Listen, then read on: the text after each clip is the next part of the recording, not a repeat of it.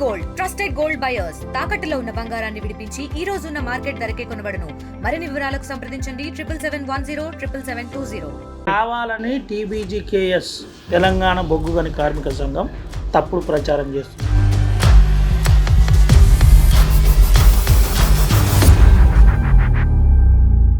మీకు 32% నికర లాభాలలో వాటా తీసుకున్నాం మనం.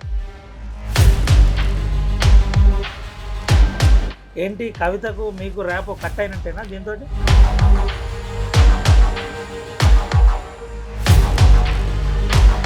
ఇంతకంటే సిగ్గుచేటు ఏమని ఉంటుందా? వాస్తవంగా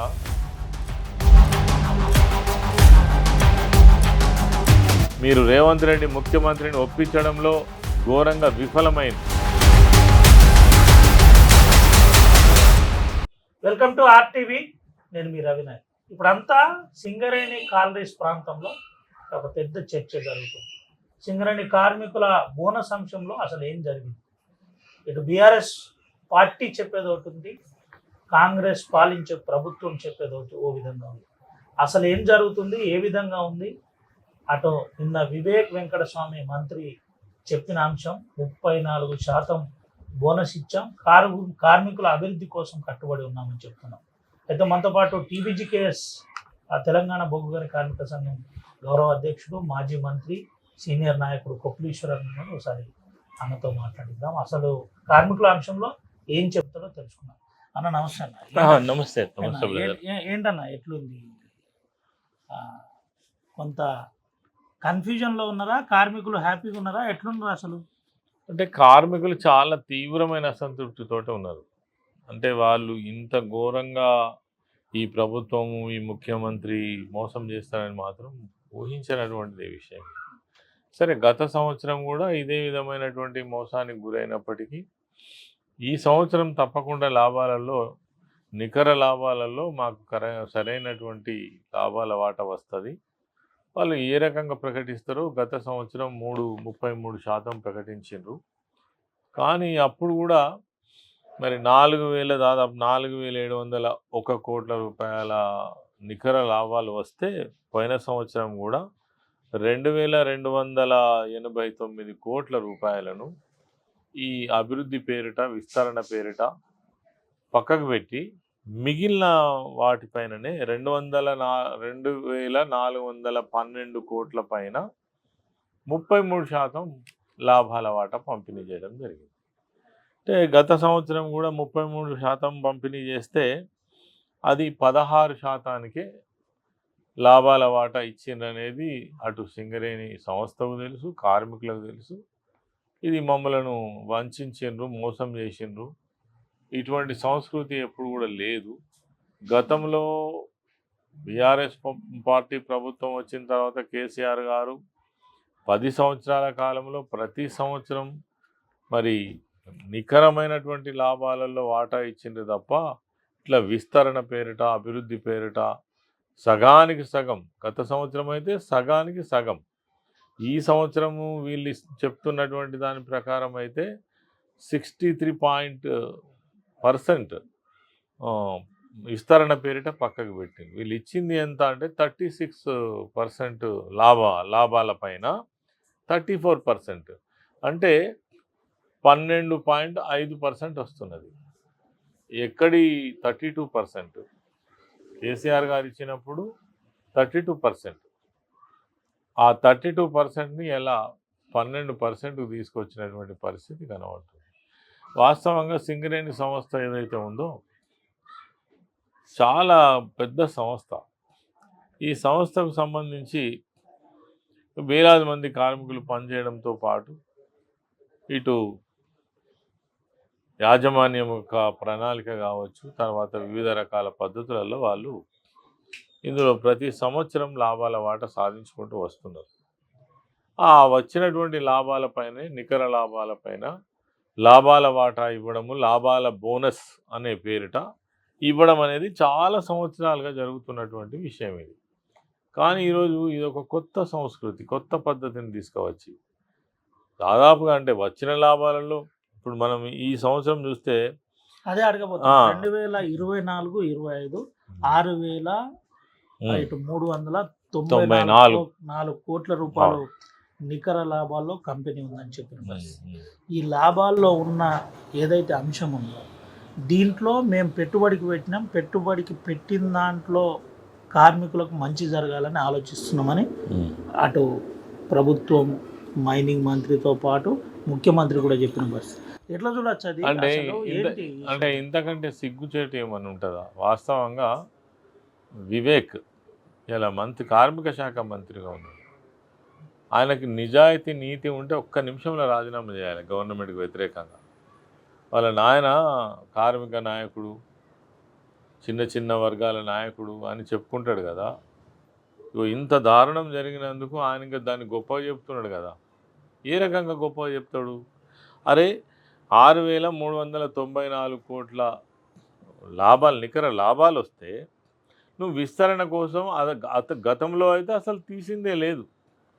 నువ్వేదైనా తీసినావంటే ఒక విస్తరణ కోసం 4,034 కోట్ల రూపాయలు. అరే ఎంత పర్సెంటేజ్? 4,034 కోట్ల రూపాయలు విస్తరణ కోసం తీస్తారా? ఇది ఎక్కడైనా ఉంటుందా? అసలు ఇదివరకు ఉన్నదా? సమాధానం చెప్పాలి. వివేక్ వెంకటస్వామి సమాధానం చెప్పాలి. లేదు అని అంటే ఆయన ఎవరైతే ఖమ్మం జిల్లా వాసిగా ఉన్నాడు, ఇలా ఉప ముఖ్యమంత్రి ఉన్నాడు, బట్టి విక్రమార్క గారు సమాధానం చెప్పాలి. ఇదేం పద్ధతి అండి? ఇది ఎక్కడ కూడా ఎన్నడూ కూడా జరగనటువంటి విషయం. ఈరోజు ఇదేదో గొప్పగా మేము సాధించినాం, దానికి నేను పెద్ద మీటింగ్ పెట్టి ముఖ్యమంత్రి వచ్చి ప్రకటన చేసి మేము 34% లాభాల వాటా ఇస్తున్నామని చెప్పడం ఎందుకు? నిజంగానే 12% అని చెప్పు మరి. ఇగో ఈ 2034కే మేము వాటా ఇస్తున్నామని చెప్పు. ప్రకటించిందేమో లాభాలు ఇంత పెద్ద మొత్తంలో, మీరు ఇచ్చిందేమో చాలా ఘోరం. ఇది కార్మికులందరూ కూడా ఈరోజు వాస్తవంగా ఒక రకంగా ఒక కడుపులో బాధతోటి ఉన్నారు. అసలు ఏం మాట్లాడాలో తెలియనటువంటి పరిస్థితి. ఇలా బాగా గొప్పలు చెప్పి ఐఎన్టీసీ ఒక్క మాట మాట్లాడదు. ఏఐటీసీ వాళ్ళు పేరుకు మాత్రం అక్కడనే ఉన్నారు ప్రకటిస్తే. మరి వాళ్ళ ఇలా పార్టీ పరంగా చూస్తేనేమో వాళ్ళకు మిత్రపక్షం. ఇక్కడ యూనియన్ గెలిచిన యూనియన్ 6 డివిజన్లలో ప్రాతినిధ్య సంఘంగా ఐఎన్టీసీ ఉన్నది. మరి వీళ్ళు ఎందుకు, ఈ కార్మిక నాయకులు ఎందుకు, ఈ సంఘాలు ఎందుకు? కార్మికులకు ద్రోహం చేసేందుకే ఈ సంఘాల? అదేవిధంగా నేను అడుగుతున్న ఈ కోల్బెల్ట్ ప్రాంతంలో ఉన్నటువంటి మొన్న గెలిచి మంత్రులుగా ఉన్నటువంటి నాయకులను అడుగుతున్నా నేను. వివేక్ వెంకటస్వామి కావచ్చు, కోల్బెల్ట్ ప్రాంతంలో ఉన్నటువంటి శ్రీధర్ బాబు కావచ్చు, ఖమ్మం జిల్లాలో ఉన్నటువంటి ఈ మినరల్కు సంబంధించినటువంటి శాఖ మంత్రిగా వ్యవహరిస్తున్నటువంటి బట్టి విక్రమార్క గారు కావచ్చు, తర్వాత శాసనసభ్యులు కావచ్చు, వీళ్ళందరూ సమాధానం చెప్పాలి. మీరు నిజంగా చెప్తున్న సిగ్గుతో తలదించుకోవాల్సినటువంటి పని. మీకు అసలు కార్మిక వర్గం దగ్గర కానీ ప్రజల దగ్గర కానీ మాట్లాడే హక్కు అర్హత కోల్పోయినారు. మీరు రేవంత్ రెడ్డి ముఖ్యమంత్రిని ఒప్పించడంలో ఘోరంగా విఫలమైనరు. ఇంకా మీరు వచ్చి ప్రెస్ మీట్లు పెట్టి మేము పెద్ద గొప్ప ఘనకార్యం చేసినామని మాట్లాడుతున్నారా? దేనికి మాట్లాడుతున్నారు మీరు?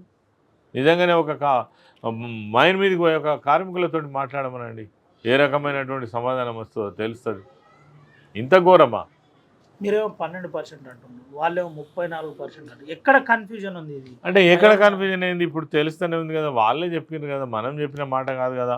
ఏదైతే 6,394 కోట్లు నికర లాభం, దాంట్లో 4,034 కోట్లు పక్కకు పెట్టినాం. మేము ఇచ్చినటువంటి 2,360 కోట్లకు మాత్రమే 34% ఇస్తున్నామంటే ఎవరిని మోసం చేస్తారు? ఇది ఎవరికి అర్థం కావట్లేదు కాకుండా ఉన్నదా? కంపెనీ కష్టాల్లో ఉన్నది, కంపెనీని కాపాడుకోవాల్సిన బాధ్యత కార్మికులది. కంపెనీ సజీవంగా ఉంటేనే కార్మికులు సజీవంగా ఉంటారు. కావాలని TBGKS తెలంగాణ బొగ్గు గని కార్మిక సంఘం తప్పుడు ప్రచారం చేస్తున్నది నమ్మద్దు అని కాంగ్రెస్ పార్టీ నాయకులతో పాటు మంత్రులు, ముఖ్యమంత్రి, ఉప ముఖ్యమంత్రి కూడా చెప్తున్న పరిస్థితి. ఎట్లా చూడొచ్చు అసలు? అయితే లాభాలు ఎట్లా వస్తాయి కంపెనీ కష్టాలు ఉంటే? అయ్యో మనలో మాట 6,394 కోట్లు ఏదైతే ఉందో, 94 కోట్లు ఏదైతే ఉందో, లాభాలు ఎట్లా వస్తాయి అట్లా కష్టాలలో ఉంటే? నిజంగానే ఇది ఒక కొత్త పద్ధతి ప్రకారం విస్తరణ కోసం మేము భవిష్యత్తు కోసం పనిచేస్తాము అని అంటే 3 భాగాలు తీస్తారా? లాభాలలో 3 భాగాలు తీస్తారా? 3 భాగాలు తీసి ఒక భాగానికి మాత్రమే బోనస్ లాభాల వాటా మంచి బోనస్ ఇస్తామని చెప్పడం ఇది న్యాయమా? ఇక దీన్ని మీరు గొప్పలు చెప్పుకున్నాడా? ఇంకా మీదికెళ్ళి మేము కంపెనీ విస్తరణ కోసం, కంపెనీని కాపాడడం కోసం, కార్మికుల శ్రేయస్సు కోసం అని దీనికి ఒక గోల్డ్ కవరింగా మాట్లాడడానికైనా కనీసం సిగ్గుమానం ఉండాలి ఈ నాయకులకు. ఇంత ఘోరమా? గతంలో ముఖ్యమంత్రి కేసీఆర్ ఉన్నప్పుడు కూడా ఇదే పరిస్థితి ఉండే.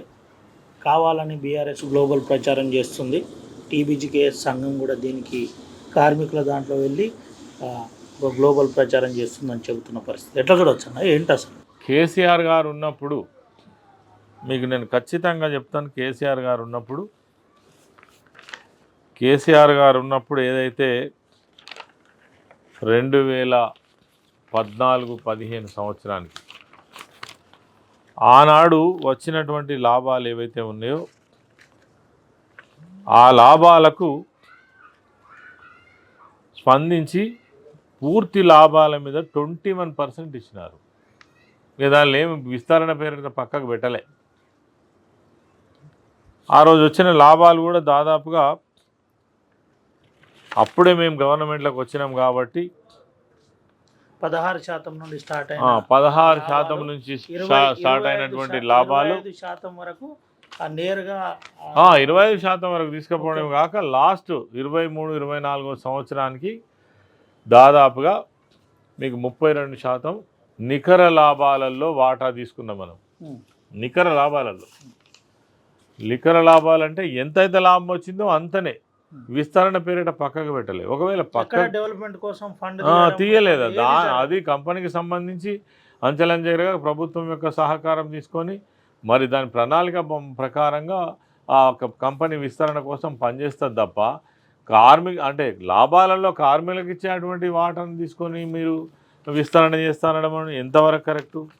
ఇది ఎంతవరకు సమంజసం? దీన్ని ఎవరు కూడా ప్రోత్సహించరు, ఎవరు కూడా హర్షించరు. ఖచ్చితంగా ఆ రోజు వచ్చిన లాభాల వాటా కూడా గింతనే 780 కోట్లు వస్తే దాంట్లో 21% ఇచ్చారు. అందులో విస్తరణ పేరిట పక్కకు తీయలేదు.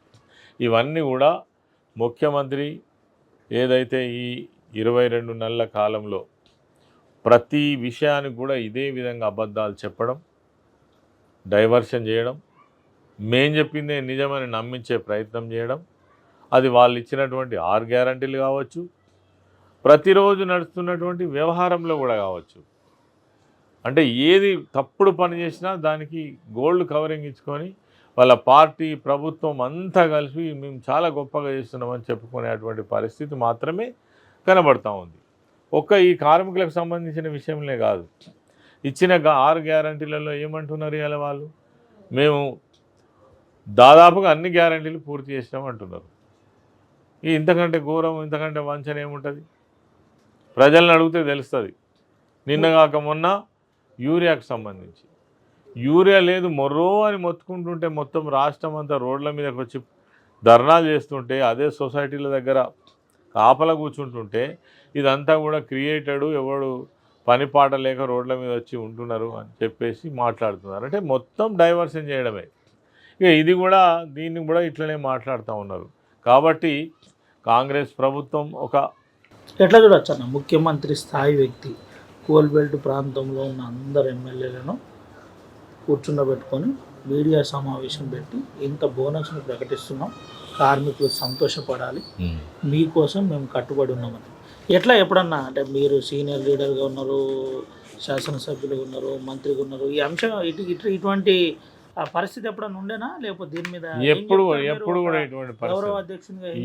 కూడా ఇటువంటి పరిస్థితి లేదు సింగరేణి సంస్థలో. ఒకవేళ కార్మిక సంఘాలను పిలుచుకున్నా, ఆ ప్రాంతానికి సంబంధించినటువంటి కోల్బెల్ట్ ఎమ్మెల్యేలు కానీ మంత్రులు కానీ పిలుచుకున్నా కానీ చర్చించి నిర్ణయం తీసుకున్న తర్వాత ప్రకటిస్తారు. ఇదేం ప్రకటన అండి? వాళ్ళందరూ కూడా ఏదో పదవులకు కోసం పెదవులు మూసిరు తప్ప వాళ్ళకు మాత్రం తెలియదా ఇది ఘోరమైన అన్యాయం అని? మాట్లాడలేరు. వాళ్ళ మంత్రి పదవులు కావాలి, ఎమ్మెల్యే పదవి భద్రంగా ఉండాలి, అంతే తప్ప ఇక దీంట్లో అవగాహన లేక మీరు హరీష్ రావు గారు అటు కేటీఆర్ గారు మాట్లాడుతున్నారు కార్మికుల అంశంలో, సింగరేణి అంశంలో అని వివేక్ వెంకటస్వామి మంత్రి చెప్తున్నారు. వివేక్ వెంకటస్వామికి నిజంగా కూడా అసలు ఆయనకు అవగాహన ఉన్నదా? అవగాహన లేక కాదు, అబద్ధం మాట్లాడుతున్నానని ఆయనకు కూడా తెలుసు. కానీ ఉన్నటువంటి పార్టీని, ప్రభుత్వాన్ని, మంత్రి పదవిని సమర్థించుకోవడానికి మాట్లాడుతున్నటువంటి అబద్ధపు మాటలు, ఆయన మోసం చేసుకునే మాటలు మాట్లాడుతున్నాడు.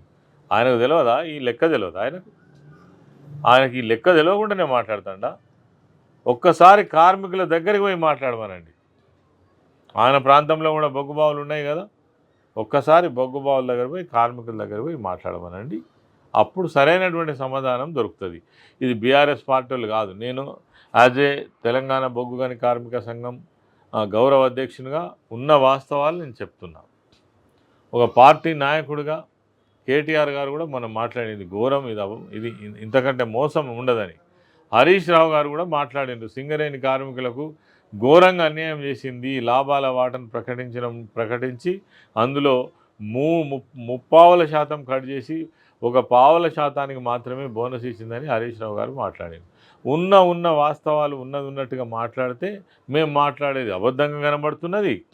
మోసం చేసి, ద్రోహం చేసి 3 వంతుల లాభాలను కట్ చేసి 1 వంతు లాభానికే లాభాల వాట ప్రకటించి పేరుకేమో 34% ప్రకటించి 12% ఇచ్చినటువంటి లాభాల వాటను వాళ్ళదేమో న్యాయబద్ధంగా కనబడుతుందా? ఇంతకంటే మోసం ఏముంటుంది? ఏఐటీసీ కానీ ఐఎన్టీసీ కానీ చాలా క్లియర్గా కావాలనే కార్మికులను తప్పుదోవ పట్టిస్తున్నది టీబీజీకేఎస్ సంఘం, తెలంగాణ బొగ్గు గని కార్మిక సంఘం అంటుంది. దీని మీద మీరు ఏం చెప్తారు? నిజంగా కూడా వాళ్ళు కార్మిక సంఘ నాయకులుగా కొంచెం అలా చిత్తశుద్ధి ఉండాలి. రాజకీయ పార్టీలు వేరు, కార్మిక సంఘాలు వేరు. వాళ్ళు తెల్లారు లేస్తే కార్మికుల దగ్గరికి పోవాల్సిన అక్కర ఉంటుంది.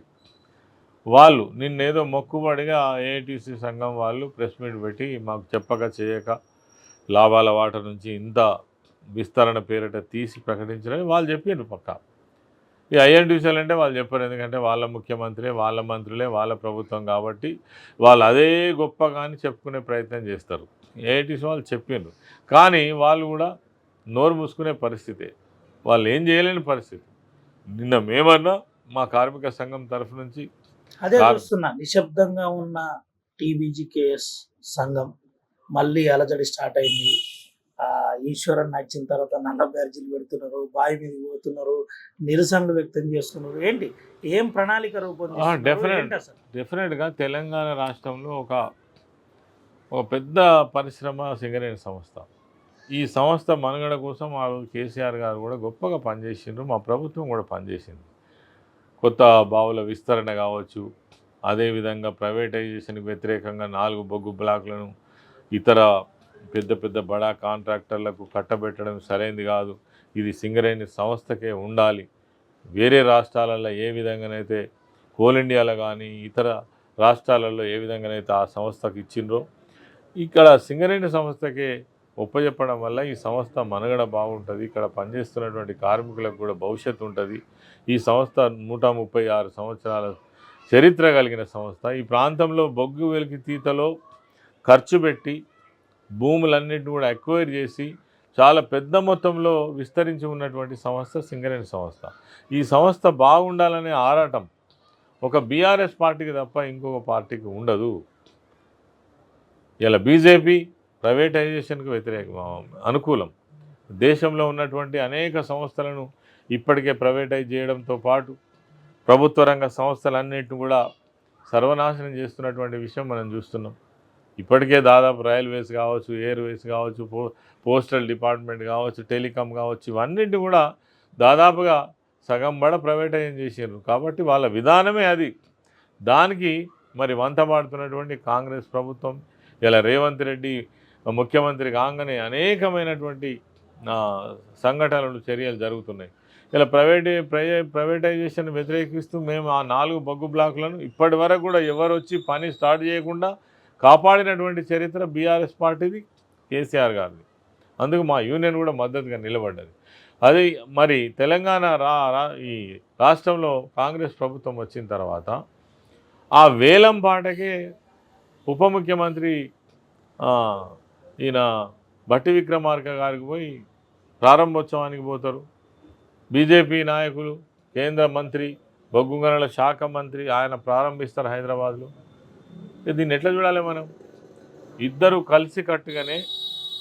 చెప్పకనే సింగరేణి సంస్థను కబలించడానికి ప్రయత్నం జరుగుతుంది. రాను రాను దాదాపు ఇప్పటికే అండర్గ్రౌండ్ మైన్లలో కూడా ప్రైవేటు సంస్థ విస్తరించింది. ఇది సంస్థ మనుగడకే ప్రమాదంగా ఉన్నది. ఒక మాటలో చెప్పాలంటే తెలంగాణ పూర్వం డిపెండెంట్ ఎంప్లాయ్మెంట్ మింగేసిండ్రు. డిపెండెంట్ ఎంప్లాయ్మెంట్ రావడం వల్లనే ఇలా 19,000 పైసలకు దాదాపు 20,000 మంది కార్మికులు ఇలా మళ్ళీ మనుగడ సాధించి కార్మికులుగా వచ్చిండ్రు అని అంటే ఈవెన్ మహిళలతో సహా ఇలా కంపెనీలో 42,000 మంది కార్మికులు ఉన్నట్టుగా ఇప్పుడున్న లెక్క ప్రకారం. అలా 20,000 మంది ఉద్యోగ అవకాశాలు కల్పించింది కేసీఆర్ గారే. మరి సింగరేణి మనుగడ కోసం ఆనాడు ఉన్నటువంటి కేసీఆర్ ప్రభుత్వం పనిచేస్తున్నట్ట, ప్రైవేటైజేషన్ వ్యతిరేకిస్తూ ఆనాడు సింగరేణి సంస్థను కాపాడాలనే ఉద్దేశంతో మొట్టమొదటి సమావేశంలోనే తీర్మానం చేసి ఢిల్లీకి పంపించి ఖచ్చితంగా ఈ ప్రైవేటైజేషన్ ఆపాలి, ఈ బొగ్గుబావులను వేలం ఆపాలని చెప్పేసి కొట్లాడినటువంటి వాళ్ళం మా పార్టీ. ఇలా వీళ్ళు మొత్తం గాలికి వదిలిపెట్టినారు. ఇంకేం మనుగడ సాధిస్తారు? ఇక దీని పేరు మీద మళ్ళీ విస్తరణ పేరు మీద అప్పుడు ఇప్పుడు అంతా కలిపితే 6,000 కోట్లు దాదాపు పక్కకు పెట్టినటువంటి ఏవైతే డబ్బున్నదో 6,323 కోట్ల రూపాయలు, 6,723 కోట్ల రూపాయలు పక్కకు పెట్టి ఈ విస్తరణ పేరిట గత సంవత్సరం మీరు పక్కకు పెట్టినటువంటి ఈ 2,289 కోట్ల రూపాయలు ఏం చేసినట్టు, ఏం విస్తరణ చేసినట్టు, ఏం అభివృద్ధి చేసినట్టు శ్వేతపత్రం రిలీజ్ చేయమని అడుగుతున్నాం. దేనికి ఖర్చు పెట్టిందో చెప్పమని అడుగుతున్నాం. లేదంటే ఎవరి జేబులకు పోతున్నాయో చెప్పాలని కూడా డిమాండ్ చేస్తున్నాం. ముఖ్యమంత్రి ఢిల్లీకి సంచులు మోసే దాంట్లో సింగరేణి కార్మికులకు సంబంధించినటువంటి రక్తం చెమటను కూడా ఢిల్లీకి పంపిణీ చేస్తుండా చెప్పమని అడుగుతున్నాం. మరి ఈ సంవత్సరం కూడా మళ్ళీ 4,000 పైసలకు మీరు విస్తరణ పేరిట పక్కకు పెడుతున్నారు. మరి ఇవి ఎవరికి పోతాయి, దేనికి పోతాయి, ఎక్కడ విస్తరణ చేస్తారు? ఇది కార్మికులు చర్చించుకుంటున్నటువంటి విషయాలు. ట్రేడ్ యూనియన్స్ అన్నీ కూడా గతంలో ఉన్న ముఖ్యమంత్రి కేసీఆర్ ఉన్నప్పుడు కొంత విస్మరించిండ్రు. ఎక్కడ ట్రేడ్ యూనియన్ లేకుండా నాయకత్వం ప్రభుత్వం వహించే విధంగా చూసింది. అదే ట్రేడ్ యూనియన్ ఇప్పుడు మళ్ళీ ఆర్టీసీ యూనియన్ నిర్వీర్యమైపోయింది. మీరు దగ్గర ఉండి చూసిండ్రు. ఇటు మళ్ళీ టీబీజీకేఎస్ను యాక్టివేట్ చేసే ప్రయత్నం చేస్తున్నారు. ఏంటి కొంత నిర్వీర్యమైన సంఘాలను మళ్ళీ ఒకసారి పరిస్థితికి లైవ్లో తీసుకురావాలంటే ఇబ్బంది కావట్లేదు. అంటే గతంలోనే మాకు ఆ సెటప్ అంతా ఉంది. 2 సార్లు గెలిచిన సంఘం సింగరేణిలో. అది బోను ముఖ్యమంత్రిగా కేసీఆర్ గారు ఉన్నప్పుడు అనేక రకాల పెండింగ్ ఇష్యూస్ కూడా శాశ్వతమైన పరిష్కారం చూపించినటువంటి సంఘం. అందులో డిపెండెంట్ ఎంప్లాయ్మెంట్ చాలా ముఖ్యమైనటువంటిది. అదేవిధంగా చేస్తే బాయిలు బంద్ చేసే సంఘం ఇప్పుడు 10 మంది 5గురితో నిరసనలు చేసే పరిస్థితి ఏర్పడింది. అట్లేం లేదు, మాకు చాలా బ్రహ్మాండమైన ఆదరణ ఉన్నది కార్మికులలో. వాస్తవంగా కూడా ఈరోజు మిగిలిన సంఘాలే డమ్మీగా ఉండేటువంటి పరిస్థితి ఉన్నది. ఎందుకు అని అంటే మేము ఆనాడు గెలిచినటువంటి సంఘంగా చాలా సమస్యలకు పరిష్కారం చూపించగలిగినాం. వేలాది మందికి ఇండ్ల పట్టా సర్టిఫికెట్ ఇప్పించగలిగినాం. అదేవిధంగా కార్పొరేట్ వైద్యాన్ని తీసుకురాగలిగినాం. అదేవిధంగా ఒక సంవత్సరం ఏదైతే వాళ్ళ సర్వీసును పెంచగలిగినాం. అనేక సంక్షేమ కార్యక్రమాలు చేయగలిగినాం.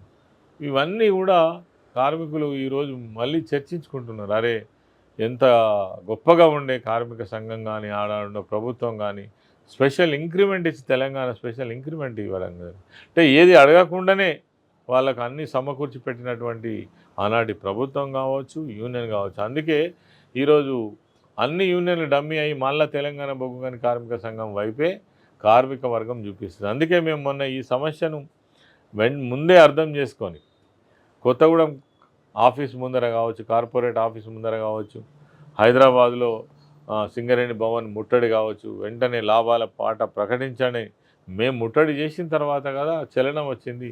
అసలు ఈ మాత్రమే ఈ ప్రకటనకు కారణం తెలంగాణ బొగ్గు గని కార్మిక సంఘమే. అరే వీళ్ళు గట్టిగా ప్రశ్నిస్తున్నారు, ఏదో ఒకటి చేయాలనే ఉద్దేశంతో ఈ నిర్ణయం కూడా రావడం జరిగింది. వచ్చిన నిర్ణయం ఏదైతే ఉందో చాలా దారుణంగా ఉంది.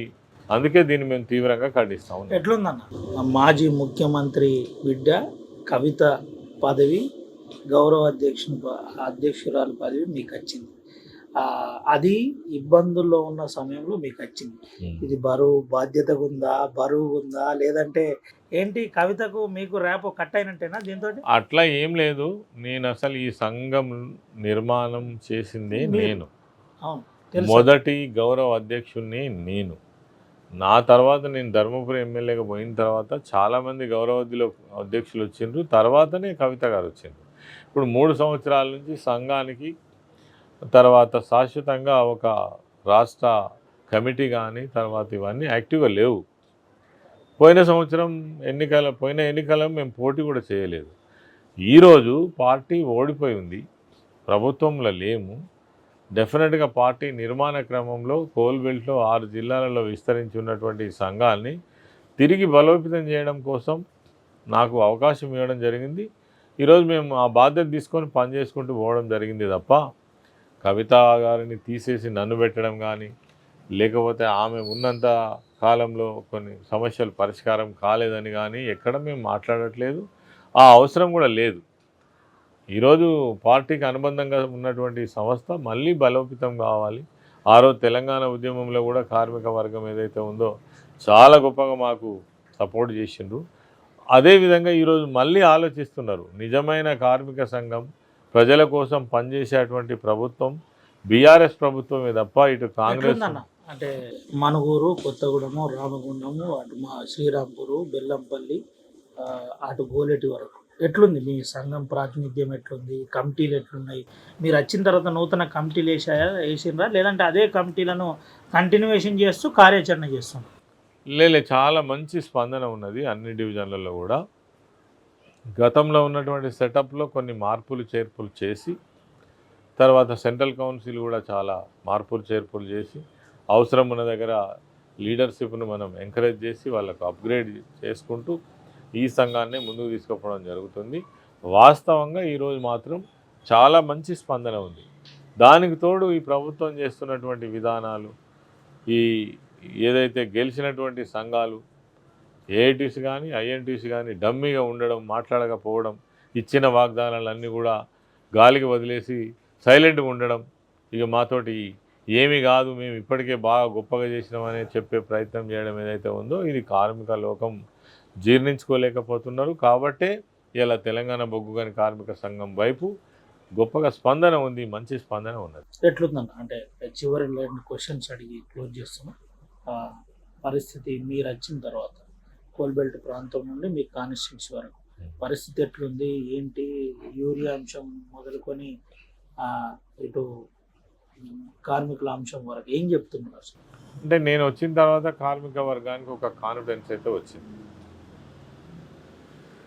సంస్థకు సంబంధించినటువంటి అన్ని విషయాలు తెలిసినవాడు, స్వయంగా సింగరేణి ఉద్యోగస్తుడు, అదేవిధంగా సింగరేణి సంస్థలో కార్మిక నాయకుడిగా చాలా సంవత్సరాలు పనిచేసినటువంటి వాడు, కంపెనీ యొక్క స్థితిగతులన్నీ తెలిసినటువంటి వాడు, తర్వాత అందరికీ అందుబాటులో ఉండేటువంటి వాడు, ఏదైనా విషయం వచ్చినా వెంటనే పిలిస్తే పలికేటువంటి నాయకుడు అనేటువంటిది కోల్బెల్ట్ ప్రాంతంలో మా కార్మికులకు, కార్మిక సోదరులకు, సంఘంలో ఉండేటువంటి నాయకులైతే ఒక నమ్మకాన్ని ఇవ్వగలిగినాం. ఈ మధ్య కాలంలో అకారణంగా మా నాయకులను 3 ట్రాన్స్ఫర్ చేయడం జరిగింది. వెంటనే స్పందించి కోల్బెల్ట్ ఏరియాలో ఉన్నటువంటి మా మాజీ శాసనసభ్యులు, కాన్స్టిట్యున్సీ ఇన్ఛార్జీలు అందరం కూడా హైదరాబాద్ కార్పొరేట్ ఆఫీస్కి వెళ్ళి వాళ్ళని తిరిగి ఆ ట్రాన్స్ఫర్స్ అన్ని కూడా మేము రద్దు చేయించుకోవడం జరిగింది. అంటే ఏదైనా ఇష్యూ వస్తే వెంటనే స్పందిస్తారనేటువంటి నమ్మకాన్ని కల్పించడం. అందులో భాగంగానే ఇలా కార్మిక వర్గంలో ఒక చలనము, ఒక అలజడి వచ్చింది మీరు అన్నట్టుగా. అదేవిధంగా మా ధర్మపురి ప్రాంతంలో ఈ జగిత్యాల, పెద్దపల్లి, మంచిర్యాల ఏరియాలో నేను ఎట్లయితే మా పార్టీ తరఫున ఒక బాధ్యతగా పనిచేస్తున్నానో వాళ్ళందరికీ కూడా ఒక ఉత్సాహం వచ్చింది. అన్నకు పార్టీలో ఒక మంచి బాధ్యత, గుర్తింపు ఉన్నది. తర్వాత పదవి ఉన్నా లేకున్నా ఒకే రకంగా పనిచేసేటువంటి నేచర్ కలిగినటువంటి నాయకుడు కాబట్టి సరైన సమయంలో సరైనటువంటి బాధ్యత ఇవ్వడం జరిగింది. కష్టపడి పనిచేసే నేచర్ ఉన్నదనేటువంటిది మాత్రం ఒక చర్చ ఉంది. ఆ విధంగానే పనిచేస్తాం. రేపు మళ్ళీ తిరిగి ప్రజలను ఒక మంచి వైపు తిప్పడం కోసం, గత ప్రభుత్వం యొక్క విజయాలను చెప్పడం కోసం, తిరిగి మంచి ప్రభుత్వాన్ని మన ప్రభుత్వాన్ని తీసుకురావడం కోసం తప్పకుండా పనిచేస్తాం. ఎంత కష్టమైనా ఎదుర్కొంటాం. ఈ ప్రభుత్వం చేస్తున్నటువంటి నిర్బంధాలు కానీ ఇంకేమైనా కానీ ఎదుర్కొని ముందుకు పోవడానికి ఏ రకంగా కూడా మేము వెనుకంజ వేసేది లేదు. అన్నిటికీ సిద్ధంగా ఉండి పనిచేస్తాం. తెలంగాణ బొగ్గు గని కార్మిక సంఘం కావాలని తప్పుడు ప్రచారం చేస్తుందని చెప్పేటోళ్ళకు, మిమ్మల్ని వ్యతిరేకించేటోళ్ళకు ఏం చెప్తాడో ఈశ్వర్? ఏదైతే తెలంగాణ బొగ్గు గని కార్మిక సంఘం ఇవాళ మాట్లాడుతుందో అవి వాస్తవాలు. అవే కార్మిక వర్గం నుంచి వస్తున్నటువంటి నిజాలు. మొత్తం ప్రజలు చర్చించుకుంటున్నటువంటి వాస్తవాలు అవే. ఏవైతే నిజాలు ఉన్నాయో అవే తెలంగాణ బొగ్గు గని కార్మిక సంఘం మాట్లాడుతుంది. కార్మికుల పక్షాన నిలబడి ఉంది, న్యాయం పక్షాన నిలబడి ఉంది. ఎవరైతే దుష్ప్రచారం చేస్తున్నారో వాళ్ళు ఆత్మవంచన చేసుకుంటున్నారు. కార్మికులకు సమాధానం చెప్పలేనటువంటి పరిస్థితులలో ఉన్నారు. సమయం వచ్చినప్పుడు కార్మిక వర్గం మీకు సరైనటువంటి సమాధానం, సరైనటువంటి గుణపాఠం చెప్తుంది అనేది మాత్రం వాస్తవం. ఆర్టీవీ ద్వారా కార్మికులకు ఏం చెప్తున్నారు? మా కార్మిక సోదరులకు కూడా నేను ఈ ఆర్టీవీ ఛానల్ ద్వారా తెలియజేసే విషయం ఏంటంటే, మేము చెప్పినటువంటి విషయాలు ఏవైతే ఉన్నాయో మీ మనోభావాలకు అనుగుణంగా మేము మాట్లాడుతున్నాం. ఈరోజు ప్రభుత్వం చేసినటువంటి దుర్మార్గమైనటువంటి వంచనను ఖచ్చితంగా ఎత్తి చూపేటువంటి ప్రయత్నం చేస్తున్నాం. కార్మికుల పక్షాన మాట్లాడుతున్నాం. మరి దీన్ని ఇలా కాంగ్రెస్ ప్రభుత్వం కావచ్చు, ఐఎన్టీసీ యూనియన్ కావచ్చు, చివరికి ఏఐటీసీ నాయకులు కావచ్చు, తర్వాత ఈ కోల్బెల్ట్ ప్రాంతంలో ప్రాతినిధ్యం వహిస్తున్నటువంటి మంత్రులు కావచ్చు, ఎమ్మెల్యేలు కావచ్చు, మరి వాళ్ళకు వాళ్ళు వంచన చేసుకునేటువంటి విధంగా మాట్లాడుతున్నారు. కార్మిక వర్గానికి ద్రోహం చేసే విధంగా మాట్లాడుతున్నారు. దీన్ని సమయం వచ్చినప్పుడు తప్పకుండా కార్మిక వర్గం ప్రశ్నించాల్సినటువంటి అవసరం ఉంది, నిలదీయాల్సినటువంటి అవసరం ఉంది. అదేవిధంగా కోల్ మైన్స్ దగ్గర కాంగ్రెస్ పార్టీకి సంబంధించిన ఏ నాయకుడు వచ్చినా మాకెందుకు ఈ అన్యాయం చేసిండ్రు మీరు చెప్పగలుగుతారా అనేటువంటి ప్రశ్న కార్మిక వర్గం నుంచి తప్పకుండా మేము అనకుండా ఎదుర్కోవాల్సిన అవసరం అయితే వాళ్ళకు ఉంటుంది. అది తప్పకుండా వాళ్ళు ఎదుర్కోవాల్సే ఉంటుంది. చివరికి ఒక విషయం చెప్పండి, ఈసారి ఎన్నికల్లో మీరు బరిలో ఉండబోతుందా? ఏది కార్మిక సంఘం ఎన్నికల్లో? డెఫినెట్ తప్పకుండా మా కార్మిక సంఘం ఎన్నికలలో మేము తప్పకుండా బరిలో ఉంటాం. కార్మిక వర్గం అంతా కూడా నిజంగా తెలంగాణ బొగ్గు గని కార్మిక సంఘం ప్రాతినిధ్యం కోసమే చూస్తుందని కూడా మేము అనుకుంటున్నాం. ఎందుకంటే అంత పాజిటివ్ వాతావరణం అయితే కనబడతాం. ఇది పరిస్థితి. కార్మికులను మోసం చేసిందని కొప్పుల ఈశ్వర్ గౌరవ అధ్యక్షుడు టీవీజీకేఎస్ అధ్యక్షుడు చెబుతున్న పరిస్థితి. దీంతోపాటు కార్మికుల మనోభావాలకు అనుగుణంగానే తెలంగాణ బొగ్గు గని కార్మిక సంఘం పనిచేస్తుందని చెబుతున్న పరిస్థితి. సమస్యలపై విషయం తెలుసుకొని వాస్తవాలు మాట్లాడే ప్రయత్నం మైనింగ్ శాఖ మంత్రి వివేక్ వెంకటస్వామి మాట్లాడారని చెప్తున్నారు. దీనిపై హరీష్ రావుతో పాటు కేటీఆర్ కూడా మాట్లాడారని, దాదాపుగా 12% లాభాలు మాత్రమే, నికర లాభం నుండి 12% మాత్రమే కార్మికులకు బోనస్ రూపంలో పంచారని ఇటు కుప్పలీశ్వర్ చెప్తున్నారు. దీంతోపాటు మరికొన్ని అంశాలు కూడా, ప్రధాన అంశాలు చెప్పే ప్రయత్నం చేస్తున్నారు. మనుగూరు, కొత్తగూడెం, ఇటు రామగుండం, బెల్లంపల్లి, శ్రీరాంపూర్ వరకు, అటు గోరేటి వరకు కార్మికులందరూ ముక్త కంఠంతో చూస్తున్నారు. సమయం వచ్చినప్పుడు అందరినీ నిలదీయడానికి సిద్ధంగా ఉన్నారని చెబుతున్న పరిస్థితి. గతంలో ఉన్న ప్రభుత్వం కార్మికుల పక్షాన నిలబడింది. కేసీఆర్కు వాస్తవాలు తెలుసు కాబట్టి 33% అప్పుడు ఇవ్వగలిగాడని చెబుతున్నారు. 32% వెళ్ళిన ఆ లాభాల బోనస్ 33% కాంగ్రెస్ ప్రభుత్వం తీసుకొచ్చింది. ఈసారి 34% తీసుకొచ్చింది. గతంలో 16.90 కొంత ఇచ్చే ప్రయత్నం జరిగింది. అప్పుడు కూడా దాదాపుగా 4,000 కోట్లు కార్మికుల లాభాల వాటలో తీశారు. ఇప్పుడు కూడా దాదాపుగా 2,600 పైచిరుకు కోట్లు తీశారు. ఈ డబ్బుల శ్వేతపత్రం ఎప్పుడు రిలీజ్ చేస్తాడో ముఖ్యమంత్రి చెప్పాలని చెబుతున్నారు. ఈ మూటలు ఢిల్లీకి పోతున్నాయా లేక ఈ డబ్బులు ఏమవుతున్నాయో చెప్పాలని తెలంగాణ బొగ్గు గని కార్మిక సంఘం గౌరవ అధ్యక్షుడు కొప్పులీశ్వర్, మాజీ మంత్రి, సీనియర్ నాయకులు చెబుతున్న పరిస్థితి కనబడుతుంది. ఏది ఏమైనప్పటికీ దీనిపై కాంగ్రెస్ ప్రభుత్వంతో పాటు ఏఐటీసీ కానీ ఐఎన్టీయూసీ కానీ ఏ విధంగా స్పందిస్తుందో వేచి చూడాలి. సుమంతో, రవినాయక్, ఆర్టీవీ, ఆదిలాబాద్. తెలుగులో ఫాస్టెస్ట్ న్యూస్ యాప్ ఇప్పుడు కొత్త అవతారంలో 5 సెకండ్లోనే పూర్తి వార్తా సమాచారం మీ చేతిలో. సోషల్ మీడియా ట్రెండ్స్ మీ కళ్ళ ముందుకే live TV and voice search ఆప్షన్స్తో ఇప్పుడే డౌన్లోడ్ చేయండి. యాప్ లింక్ డిస్క్రిప్షన్లో ఉంది.